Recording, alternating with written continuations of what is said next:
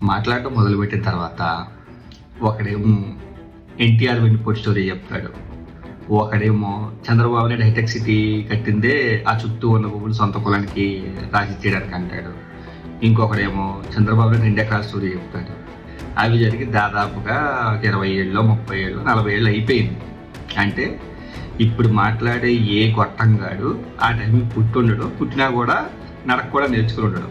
ఆ టైంలో జరిగిన స్టోరీలు మేబీ ఆ కట్టు కథలే వీళ్ళు కట్టికి రిజర్వ్ అనుకుంటున్నారు, అలాగే ఫీల్ అవ్వాలి, తప్పేం లేదు.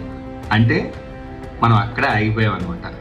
మనం భవిష్యత్తులో లేవు, మనం హిస్టరీలో ఎవడో చెప్పిన కట్టుకథలు నమ్ముతూ బతికేస్తున్నాం అంతేలే.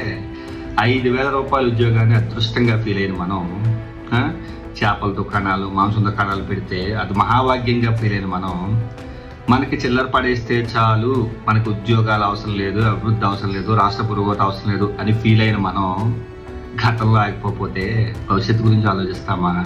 సరే, మీరు అనుకున్న మాట ప్రకారమే చంద్రబాబు నాయుడు ఏమీ చేయట్లేదు, చంద్రబాబు నాయుడు వల్ల అభివృద్ధి చేయడం కుదరదు అనేది మీ నమ్మకం కదా. మరి అలాంటప్పుడు మీరు ఏం చెప్పాలి? రేపొద్దున మేము అధికారంలోకి వస్తే ఇదిగో ఇది చేసి చూపిస్తాం, ఇదిగో ఇది కంప్లీట్ చేసి చూపిస్తాం, ఇదిగో ఇది కట్టి చూపిస్తాం అని కదా చెప్పాలి. రేపు మేము అధికారంలోకి వచ్చిన తర్వాత రప్ప రప్ప రప్ప నరుక్కుంటా పోతా ఉంటారేంటి? ఆ ఫ్యాక్షన్ రాజకీయాలు లేకపోతే ఆ రౌడీ రాజకీయాలకి కాలం చెల్లిందిరా అయ్యా. 2026లో ఉన్నాం మనం, రాజారెడ్డి హయాంలో లేవు.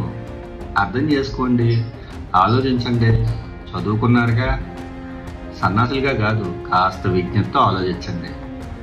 Okay, thank you.